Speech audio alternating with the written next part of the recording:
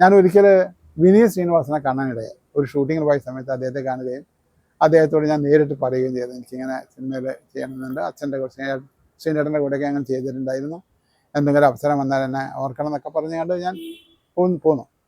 അന്ന് അങ്ങനെ നിൽക്കുന്ന സമയത്ത് എനിക്ക് പെട്ടെന്നൊരു ഏതോ ഒരു സീരിയൽ എന്തോ ചെയ്യുന്ന സമയത്ത് ഒരു പോലീസ് വേഷം ഉണ്ടായിരുന്നു. അത് ഞാൻ വെറുതെ അത് വെച്ചിട്ട് വിനീതിനെ ഒന്ന് വിട്ട് ഇങ്ങനെ ഞാൻ ഇങ്ങനെ പോലീസ് വേഷം ചെയ്യുന്നുണ്ട്.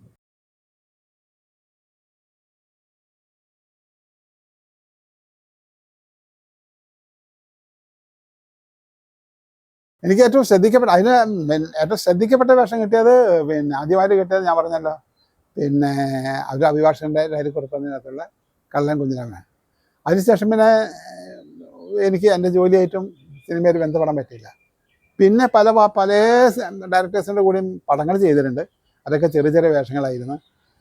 ഒന്നോ രണ്ടോ സീനുകൾ, അല്ലെങ്കിൽ ഒന്നോ രണ്ടോ ഡയലോഗുകൾ, ആ ഡയലോഗ് പറയാൻ പറ്റുന്ന മാത്രം ചില സാധനങ്ങൾ മാത്രമായിട്ട് അങ്ങനെ ചെയ്യുന്നത്. അതിനിടയ്ക്കാണ് നമുക്ക് ഹെലൻ എന്ന് പറയുന്ന സിനിമ കിട്ടുന്നത്. ഹെലനാണ് എൻ്റെ ഇപ്പോഴത്തെ ജീവിതത്തിലേക്ക് വഴിതിരിച്ചു വിട്ട എൻ്റെ ഏറ്റവും വലിയൊരു സിനിമ എന്ന് പറയാം. ഈ ഹെലൻ എനിക്ക് കിട്ടുന്നത്, ഞാൻ ഒരിക്കൽ വിനീത് ശ്രീനിവാസനെ കാണാനിടയായി. ഒരു ഷൂട്ടിങ്ങിൽ പോയ സമയത്ത് അദ്ദേഹത്തെ കാണുകയും അദ്ദേഹത്തോട് ഞാൻ നേരിട്ട് പറയുകയും ചെയ്തു, എനിക്കിങ്ങനെ സിനിമയിൽ ചെയ്യണമെന്നുണ്ട്, ശ്രീനേട്ടൻ്റെ കൂടെയൊക്കെ അങ്ങനെ ചെയ്തിട്ടുണ്ടായിരുന്നു, എന്തെങ്കിലും അവസരം വന്നാൽ എന്നെ ഓർക്കണം എന്നൊക്കെ പറഞ്ഞുകൊണ്ട് ഞാൻ പോന്നു. അന്ന് അങ്ങനെ നിൽക്കുന്ന സമയത്ത് എനിക്ക് പെട്ടെന്നൊരു ഏതോ ഒരു സീരിയൽ എന്തോ ചെയ്യുന്ന സമയത്ത് ഒരു പോലീസ് വേഷം ഉണ്ടായിരുന്നു.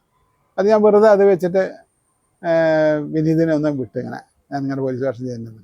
അപ്പോൾ പെട്ടെന്ന് വിനീത് എന്നോട് പറഞ്ഞു, ഞാനിങ്ങനെ ഒരു ഫോട്ടോ എൻ്റെ ഒരു ഫ്രണ്ട് ഒരു പടം എടുക്കുന്നുണ്ട് ഹെലൻ എന്ന് പറഞ്ഞിട്ട്, ഞാൻ ആ ഫോട്ടോ എൻ്റെ അടുത്ത് വിട്ടിട്ടുണ്ട്, നിങ്ങളെ വിളിക്കും എന്ന് പറഞ്ഞു. അങ്ങനെ ഞാൻ പോകുന്നു. അവിടെ പോയ സമയത്ത് എനിക്ക് വെച്ചിരിക്കുന്ന വേഷം ഒരു പോലീസുകാരൻ്റെയാണ്. അത് നല്ല വേഷമായിരുന്നു കേട്ടോ അതിൽ.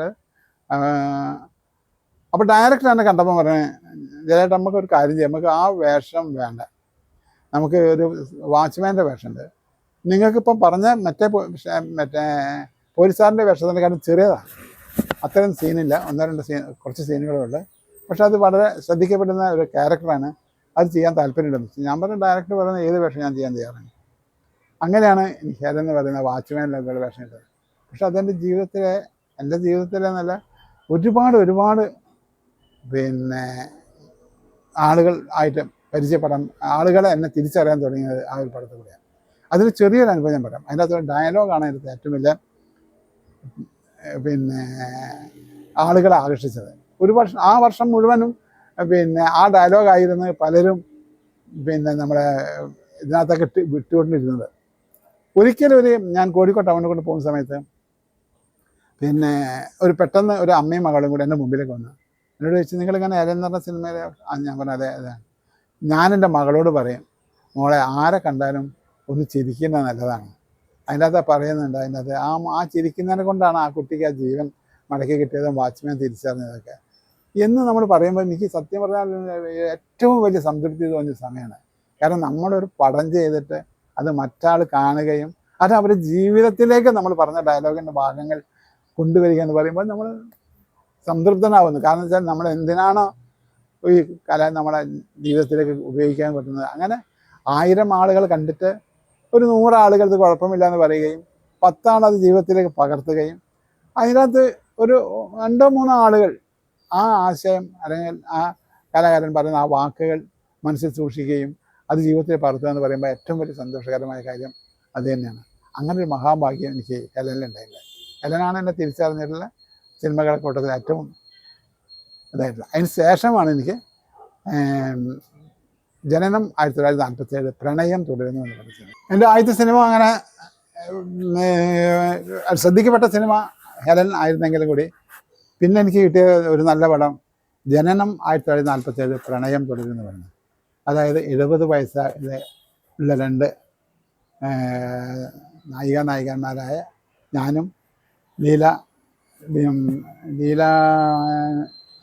ലീലാജി എന്ന് പറയുന്ന അവർ തമിഴ് നടിയായിരുന്നു.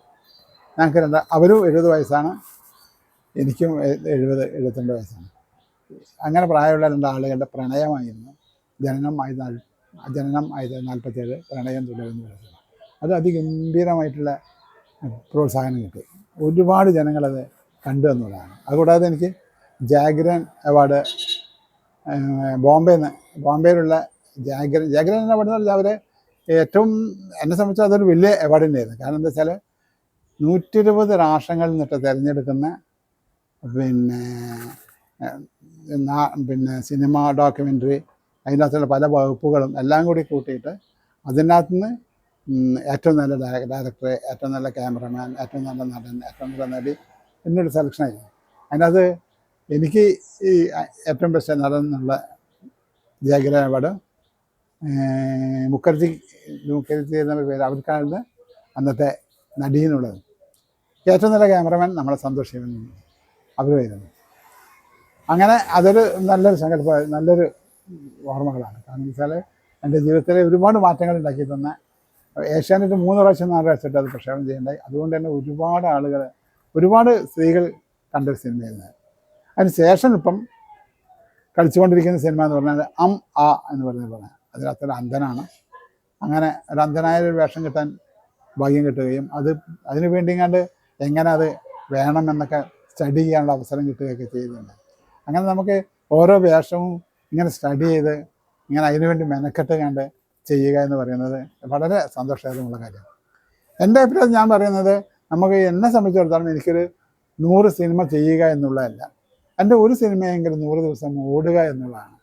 നല്ല കാമ്പുള്ള സിനിമകൾ, നല്ല ആക്ടിങ് ചെയ്യാൻ പറ്റുന്ന സിനിമകൾ, കുറേ ദിവസം ഓടാൻ ഉള്ള സിനിമകൾ കിട്ടുക എന്നുള്ളതാണ് ഒരു നല്ല സംബന്ധിച്ച് ഏറ്റവും ഭാഗ്യമെന്ന് എനിക്ക് തോന്നുന്നു.